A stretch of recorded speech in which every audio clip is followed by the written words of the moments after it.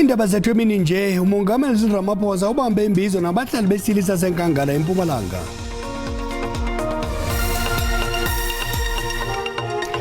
Egameni lonondaba belijelo ndiyabhodisa mawethu, singaphodisanga amaseko, masigawule siwarhuqa. Umongameli Cyril Ramaphosa ubambe imbizo kwisithili saseNkangala eMpumalanga. Le mbizo ibanjwa ngenjongo zokuvingqa ezithwaxa abahlali kulo mmandla. Sekuphele iveki abahlali kule ngingqi bengenawo amanzi. Phambi kwale mbizo umongameli Ramaphosa uqala watyelela izibhedlele esitsha eMiddelburg eyokuphonononga ukuba sikulungele kusini na ukuvulwa. Umongo wale mbizo kamongameli uthi leave no one behind. Umongameli uthi njengoko etyelele kule ngingqi ekunye abaphathiswa abaquka umphathiswa wezamanzi nogutyulo injongo ukuqhubisana ngqo nengxaki yamanzi. On the water issue, water is a challenge in many parts of our country, in a number of parts because of infrastructure, aging infrastructure, in other parts because of shortage. We are a water scarce country. Gauteng, as it is now, with 15 million people, we're running out of water. But it's not like we're not doing anything. We're going to be getting more and more capacity of water. It's going to take a little bit of time, but we are going to solve it. Right here in Nkangala, the Minister of Water and Sanitation and his deputy are here today. And we are going to listen very carefully to what our people are saying, and the solutions are in hand. And we're going to address the water challenges, and that's why I brought the Minister of Water and Sanitation as well. Umphathi wezempilo ugqirha Joe Phahla uxelele iParlamente ebutsheni bale veki ukuba bangaphi kwamakhulu amabini oogqirha bangaphangeliyo esele befumene iincwadi zokuqeshwa kwabo. Uthi oku kulandela i-3.7 billion rand yabelwe isebe lakhe kuhlahlo lwabiwo-mali likazwelonke ngoFebruwari ukuze kuqeshwe kwaye kubonelelwe abasebenzi bezempilo. Ugqirha Phahla bephendula imibuzo eParlamente eKapa. Phekwe esophulwa ngamalungu eParlamente malunga neengxaki zoogqirha bangaphangeliyo. Kutshanje abanye babagqirha babhenele ezitalatweni bekunyazisa ukuqeshwa kwicandelo likawonke-wonke. Uphahla uthi onke amaphondo azipapashile izikhewu ebezibekwe emkhenkceni. At least out of the 800, just over 800 who had submitted their details, just around 270 of those had already received appointment letters. Amanye amalungu afune ukuqonda ngenani loogqirha baza kuqeshwa njengoko amanani ezinkcukacha ebonisa ukuba ngamakhulu-khulu abangaphangeliyo. I want to know the exactly number of doctors that your department, Minister, plans to hire in 2024-2025. Umphathiswa uthi koogqirha bangama-2,200 abagqibe umsebenzi woluntu akanalwazi ukuba bangaphi abafuna ukusebenza kwicandelo likawonke-wonke. What we then depend on, it's only when you advertise a post and somebody submits an application. We have already advertised, all the provinces have advertised just over 1,100 positions. Waleke ngelithi bajonge ukuba abagqirha baqeshwe phambi kokuphela kwalo nyaka-mali. Kwaye le mali ibekelwe ukuhlawulwa namanesi, osokhemesti nabanye abasebenzi bezempilo. Tingulama Matya weendaba ze-SABC eParlamente eKapa. Amaxwebhu ngesivumelwano phakathi kwenkampani yezophapho i-SAA neTakantso awakwazi ukuboniswa esihlangalaleni okwangoku. Ukwemva kokuba igqiza labacebisi beParlamente licebise ukuba okwangoku ihlale iye kwamkhozi lenyewe. Kwiveki ephele umphathiswa wamashishini karhulumente uMnumzana Previn Gordhan ugqithise amaxwebhu kubacebisi bezomthetho bathatha isigqibo ngalo mba.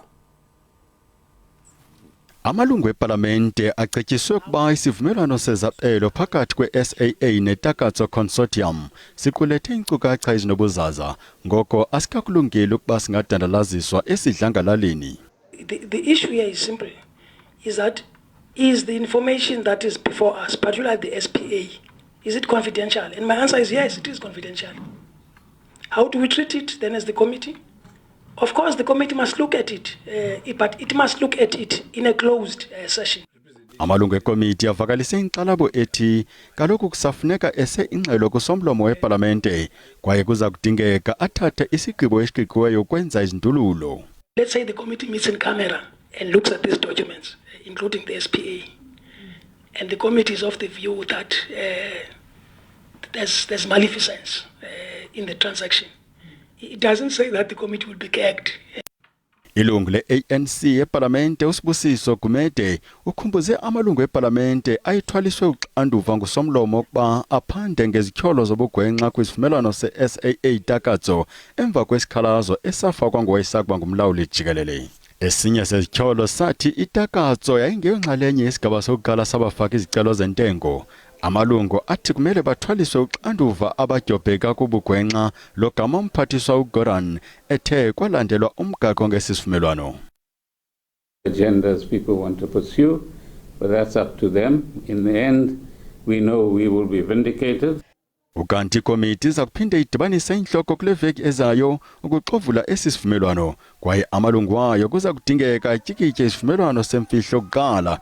IParlamente iza kuthi golokambe izazisa intatheli xa singavumelekanga kwindibano ngalenyewe.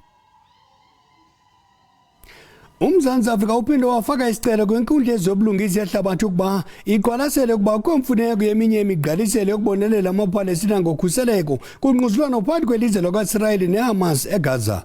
Ibhidyo libuyele kwi-ICJ ityhila uIsrayeli ngelithi usaqhuba nokuchaza umyalelo wale nkundla yezobulungisa yehlabathi awumisele ekupheleni kwenyanga kaJanuwari.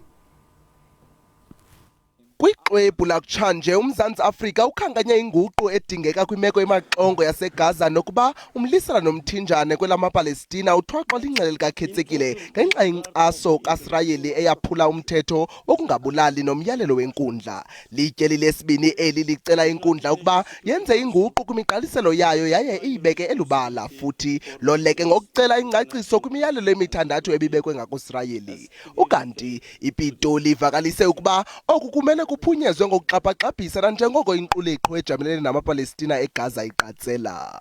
Uluhlu lwezicelo ezifakwe nguMzantsi Afrika ncakasana kwinkundla zezi ukuba kupheliswe konke ukulwa futhi kukhululwe bonke abakhonkxekileyo, ukuba ababandakanyekayo bathobele izinyanzeliso zomgaqo wokungabulali, ukuba kungenziwa nasiphi na isenzo esiza kunyasha amalungelo woluntu lwaseGaza koko lukhuselwe ngandlela zonke, ukuba isizwe sikaIsrayeli senze unakonako wekwelula isandla ukugqithisa iinkonzo ezisiseko ukukhawulelana nekati leziko kubemi baseGaza. Okokugqibela uIsrayeli afake ingxelo eselubala kwinkundla nemayela namanyathelo wabo kwimiyalelo yenkundla ukuza kuthi ga ngoku. The situation is urgent. South Africa has no choice but to approach the court for the strengthening of the provisional measures in place to try prevent a full-scale famine in the Gaza Strip, which experts predict could result in more than 85,000 deaths in the next 6 months if nothing is done.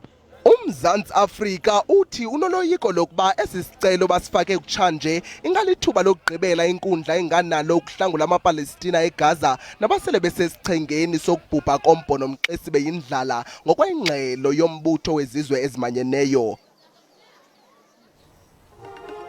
Kwalapha ezindabeni ibuyele esiqhelweni imeke mahike ngemva kokuphela kokuqhankqalazo lwaqala nyakenye ngokungaziswa kwenkonzo eluntwini kodwa masithume umntwana evenkileni kuqala.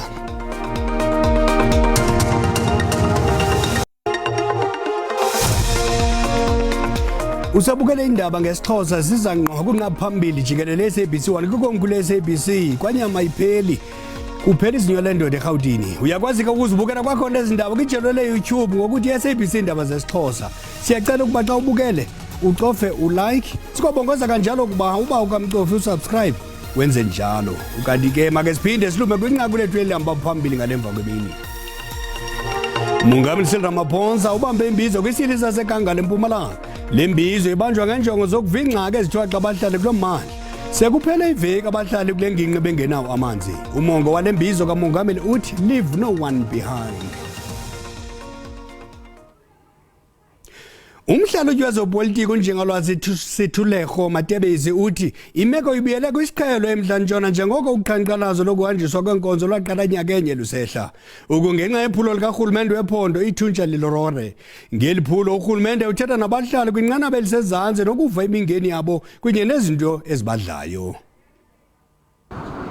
Iingcali ezihlala zibeke iliso elibukhali kuphuhliso lwelizwe lonke zithetha into yokuba abahlali bafuna iinkokheli ekulula ukuba zifumaneke. There has been a significant decrease in the number of protests in Northwest Province in 2023 and early 2024. First of all, when there is an attempt by the government to engage with the citizens, that in itself is creating an opportunity for dialogue. These interventions have come after the province moved with your Tunsa Lerule program, which is a rapid service delivery intervention program, of which has been able to identify areas where service delivery needs to be rapidly resolved, and they've been able to do so to some limited extent, and hence we have seen the stabilization. Abasemagunyeni kweli phondo bathi kufuneka abahlali bephendulwe ngokufanelekileyo. Our people have been protesting and those protests were genuine. And we took a conscious decision as government that we need to respond positively.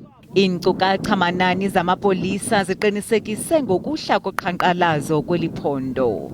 Iingcali zikwachaphazele nenkqubo karhulumente. Zisithi ukwehla koqhankqalazo olunobundlobongela elizweni kuzisa isiqabu kuqoqosho. Isebe lezemidlalo ulonwabo ubugcisa nenkcubeko eMpuma Koloni liza kusindleka umboniso wencwadi wamazibulo weliphondo ngomgqibelo eMonti. Ukusindlekwa kwalomsitho ngumasipala uMbaxa iBuffalo City kubaluleke nangakumbi njengoko isixeko saseMonti sibhengezwe yi-UNESCO yezizwe ezimanyeneyo njengesixeko soncwadi, into leyo iza kuthamlisa abahlali baseMpuma Koloni ekubeni bafunde. Ukuva banzi ngelivelatanci siqhagamshelana ngqo ngobuxhakaxhaka bale mihla negosa eliphezulu kwisebe lezemidlalo nenkcubeko eMpuma Koloni unkosikazi Busiswe James Namantashe. Busi, masikwamkele kweli qoqa lendaba. Khawutsho sisi, yintoni esizika somsitho ninaso eMonti ngomgqibelo?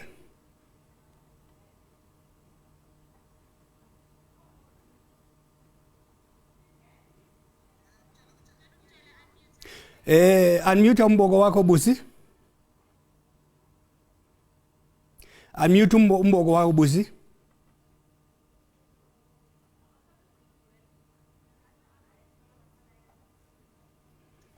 Sawubuyela kuBusi. Ngoku masithi tsigxada ngapha kwemedia yeli. Iqale North Korea. Isibongo biyane senkokheli yase-North Korea uKim Jong-un uhlola imikhosi yakhe kwintshona yeli lizwe. Udlulise umyalezo ongqingqo wokuba le mikhosi yakhe mayiqule iligangathe ukhawulelana nomkhosi wase-South Korea osebenzisana nosemelika. Kwaqukwe lengcuncu ezihlala kokreci izulu bezakhiwo.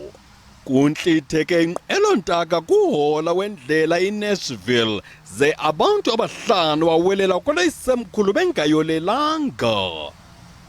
Ngaphambi kwesisihelegu umqhubi uthumele umyalezo othi le nqelontaka iphelelwa ngamandla kwisikhululo senqelomoya sasekuhlaleni, kodwa ayilenzanga ixesha yaya kuntlitheka emgwaqweni wemoto. Akatha qelele eMalaysia emva kweshumi leminyaka kwathi kwanyamalala inqelomoya iMH370 izele imi ngembambo ngabakhweli. Iintsapho zamaxhoba zisajonge enkalweni, koko kuza kuvulwa ngokutsha ityala emva kokunyamalala kwamaxwebhu angaphambili. Xa siqwela ingqokoqo kudaleke isankxwe eArgentina emva kokubonwa kwemifanekiso yamabanjwa enganxibanga ngasentla ebotshwe izandla ngasemva. Oko kubonakala ngathi umongameli Nayib Bukele unesandla ezingqingqwa kulwaphulo-mthetho namaqela onqevu. Le nkokheli ngugxekwe nconya komhluzi wamanqina. uqongqololo. Make sihlafune kwezemidlalo phambi kokuvalwa kokufaka kwamagama abagqanswa kunye noluhlu lwabavoti abatyikitye ukuxhasa amaqela amatsha kwikomishoni ezimeleyo yonyulo ngentsimbi yesihlanu malanga ngomso. iBosa ifake uxwebhu lwayo namhlanje. Amanye amaqela anqinisise kwi-SABC ukuba sele wafakile amaxwebhu awo EFF Plus, Action SA neRise Mzansi. iBuild One South Africa iqela lezopolitiko elasekwa kweyomsintsi ngoSeptemba ukutsho ngo-2022 libambe inkomfa nonondaba namhlanje. Olawula ezonxibelelwano Iindaba Ali kweli qela uthe uluntu luphila phantsi kwamaxesha oxinizelelo yaye iimeko ezimaxongo nabalule kuzo ukunqamka kwamanzi nombane, urhwaphilizo, intswelangqesho, ukungabikho kokhuseleko nokungahoyeki kwesidima soluntu zenziwa ngabantu ngabom. Kungoko kubalulekile ukuchongwa kwenkokheli eza kuba nenjongo ejolise kwimibhodabo ejijisana nabemi. Bahlali, these are desperate times. We are at war against incompetence. We are at war against corruption. We are at war against negligence. Usekela mongameli weBosa uqininise ukuba eli ngokuqinisekileyo likwimo edinga ukutshintshwa kwenkokheli yaye urhulumente ophetheyo akabamelanga kwaphela abemibeli. Esoleka ngelithi bayiseka iBosa ukuba imele abahlali bezinkokheli ezinobuntu. There's no doubt that we are at a place where we now need new leaders in this country. What that needs is not more and more and more new policies. What that needs is the kind of leaders who actually still have ubuntu. Umongameli weBosa uMusi Mayimane ubalule ukuba bazijula ijacu emveni komyalelo ukuba amaqela ezopolitiko amatsha kumele axhaswe ngabemi ukuze abe inxalenye yoluhlu lwamaqela aza kuvotelwa ze baphuma neendaba ezimnandi zokuba kunyulo lwango-2024 iBosa iyakube ibandakanyeka kwiindawo zonke zonyulo nkqu nolwajikelele. I'm here to tell you, and this is absolutely important, that Bosa in 2024 will be on all national ballots, including the South African ballot. We are today submitting over 140,000 signatures to the IEC. Mayimane uqukumbele ngelithi baqhuqukile ngabantu abadala kurhulumento. iBosa iza notshintsho olutsha kubahlali ngokubambisana nemibutho yoluntu namanye amaqela ukuqinisekisa ubunye. Ndimlo Lilitha Ntsundwani kwiindaba ze-SABC. Sibuyele kwelinqaku isebe lezemidlalo lonwabo ubugcisa nenkcubeko eMpuma Koloni liza kusindleka umboniso wencwadi wamazibulo weliphondo ngomgqibelo eMonti. Ukusindleka kwalomsitho ngumasipala uMbanga eBuffalo City kubaluleke nangakumbi njengoko isixeko saseMonti sibhengezwe yiUNESCO yezizwe ezimanyeneyo njengesixeko soncwadi, into leyo iza kuxhamlisa abahlali baseMpuma Koloni ekubeni bafunde. Ukuva banzi ngelivela tanci siqhagamshelana ngqo ngobuxhakaxhaka bale mihla negosa eliphezulu kwisebe lezemidlalo nenkcubeko eMpuma Koloni unkosikazi Busiswe James Anamantashe. Masikwamkela kwakhona Busi kwiqonga lendaba. Khawusho sisi, yintoni esizika ikasomsitho ninaso eMonti ngomgqibelo? Osibhele sixolise ngokuthakathaka apho kumnandi ephondweni kule laviki onke amalungiselelo amengobume ukuba bonke ababhali nabathandi beencwadi babe kanti baza kudibana eMiriam Makeba Center. Nalapho sizama ucreate iqonga ababhali abakhulayo bazokwazi ukuthetha nababhali abaphuma izandla, i-publishers, i-bookstores. Sizama ke phela ukufumana ukuba singenza ntoni engenye ukuqinisekisa ukuba siyabaxhasa ababhali bethu bangapapashi nje iincwadi zabo kodwa bakwazi into yokubana zibe kwii-major bookstores zeliphondo ze bathi xa sele benazo sikwazi ukubancedisa ubeka isonka etafileni. Senelo xanduva ke silisebe kwaye senza amatiletile ukuqinisekisa ukuba ababhali bephondo bayayifumana inkxaso abayidingayo kusebe, ingakumbi xa sithetha ngokubhala. Uyakhumbula vele eliphondo belisoloko lingumthombo ukunikezela ngababhali abaphuma phambili, oProfessor Saule nabanye. Sizama kuthatha eliphondo sibuyisele kundalashe. Khawutsho ke Busi, lo msitho unemilenze emithathu emikhulu, zinto eniza kuzenza? Eyona nto iphambili kukuthetha-thethana nee-publishers ezi ukuba singenza njani ukusebenzisana nazo khona ukuze sibone ezincwadi zethu zababhali bethu zikwazi ukuzithengisa kwiindawo zonke. Kanti umphathiswa unikele umyalelo omningako owokuba masijonge ukuba iincwadi zababhali bethu ziyakwazi ukuthengiseka sibefake nale nto kuthiwa yi-marketing. Yiloo nto ke sisithi sifuna into yokubana kubekho esi sithebe sengqondo sibandakanye wonke ubani, kodwa kasivaleli ngaphandle abantwana bhele, ngoba enye into esizama uqubisana nayo liqondo eliphantsi lokungafundi kolutsha. Sibaba ngazibini ke inkosikazi Mantasha ngexesha lakho nangamso. Ngomgqibelisa kuba ingwene ngonyama xa uxholovana baseSoweto iKaizer Chiefs neOrlando Pirates benyatelana kumdlalo weleague. Nazi izimvo zababukeli ngalomdlalo wangomgqibelo.